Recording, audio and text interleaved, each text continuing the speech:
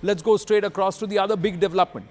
Let's go to the other big development. The development that happened just a short while ago, where the Union Minister for Education, Shri Dharmendra Pradhan, came out and said that the NTA will be investigated, its functioning will be investigated based on what has happened in the last few days, ladies and gentlemen, especially in the last 48 hours. The UGC NET exam was conducted and then cancelled. The fate of nearly 37 lakh students, 24 lakh in NEET, 13 lakh approximately in the UGC NET exams, both all hang in the balance because there is a huge aspersion on what's happening with these exams. Dharmendra Pradhan coming out and saying, we are doing a deep dive into the functioning of the NTA. Heads will roll, investigation, punishments will happen. We will do it because there's a high-powered, high-level committee that's being constituted to get into it. Now, is this a process or a plan to delay things and deny eventually, perhaps it gets erased from public memory? Or will there be a serious cleanup of the entire exam conducting system in our country, ladies and gentlemen? We'll have to wait and watch. The onus is on the government of India. But right now, we're going across to the Bihar Deputy Chief Minister, Vijay Verma ji, who's joining us at this point. Vijay ji, namaste. Jai Hind. CNN News 18 से बात करने के लिए धन्यवाद. आपने बहुत ही serious आरोप लगाए आज सुबह. तेजस्वी यादव को लिंक किया है बिहार में नीट के पेपर लीक से. क्यों? नहीं, देखिए, है क्या कि 2-3 दिन से आप लोग के चैनल पर चल रहे थे विषय जी, और हमारा विभाग को इन्वॉल्व किया गया था. NHIB जो गेस्ट हाउस है उसमें सिकंदर कुमार को ठहराया गया था. वो अनुराग यादव को उसमें रखा. तो फिर हमने समीक्षा विभाग के अंदर किया कि मामला क्या है, सत्यता क्या है. तो जो विषय निकल के आया कि उसको ठहराने के लिए जो रिकमेंड फोन किए थे उनका नाम प्रीतम कुमार है. वो तेजस्वी यादव जी के PS इस विभाग के जब मंत्री तेजस्वी यादव जी थे उस समय भी थे, आज भी शायद उनके साथ हैं.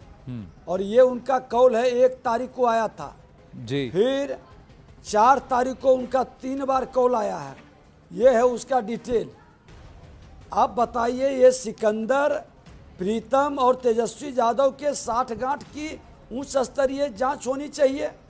ये हमारे विभाग को ही कटघरा में खड़ा करने का प्रयास और इस तरह से उंगली उठा. तो हमने उसके बाद तहकीकात शुरू किया जी. और लालू यादव जी के साथ, उसके परिवार के साथ सिकंदर की घनिष्ठता की भी जांच होनी चाहिए. राजद का जो इकोसिस्टम है, जालसाजी का, दलाली का, नियुक्ति घोटाला का, अब तो प्रतिभा का गला घोटने का भी खेल में प्रत्यक्ष अप्रत्यक्ष कहीं न कहीं इसकी जांच से स्पष्ट होगा. लेकिन बिहार की EOU यानी इकोनॉमिक ऑफेंस यूनिट जो है वही तो इस पे जांच भी कर रही है. कहीं ना कहीं आपको ये लगता है कि इस पूरे नीट परीक्षा में कहीं कुछ घोटाला हुआ है? और क्या इसका पॉलिटिकल कनेक्शन, राजनीतिक कनेक्शन भी है? देखिए, पूरे मामले की जब तक जांच करके पूरी रिपोर्ट नहीं आती है, पूरी तहकीकात नहीं होगी, तब तक कुछ भी कहना उचित नहीं होगा. इसीलिए तो हमने सारे तथ्य को आज लोगों के सामने हमने लाने का प्रयास किया है. कांग्रेस के MP राहुल गांधी ने तो आज बहुत बड़ा आरोप लगाया. उन्होंने कहा जहां जहां जिन जिन राज्यों में BJP की सरकार है वहीं वहीं के पेपर लीक के केसेस सामने आए हैं. आप क्या कहेंगे?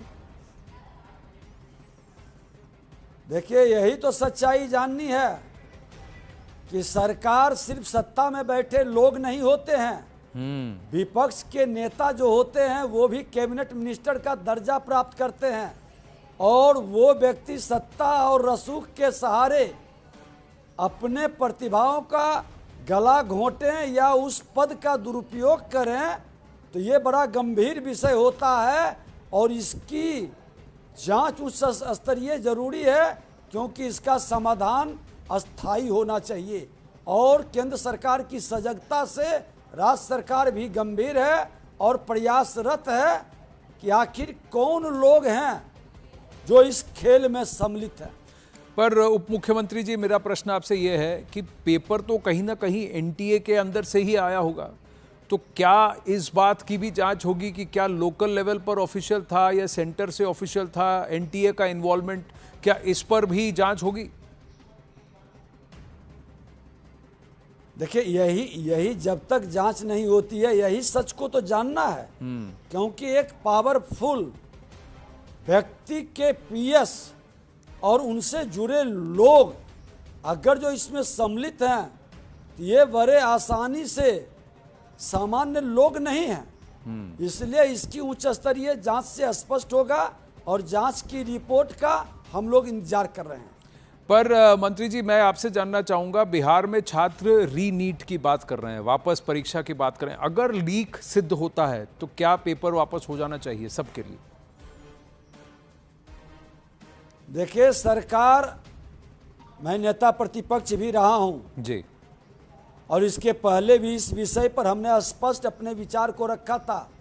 हमारी पार्टी का भी, हमारी सरकार का भी विचार है कि प्रतिभा का हनन नहीं होने देंगे।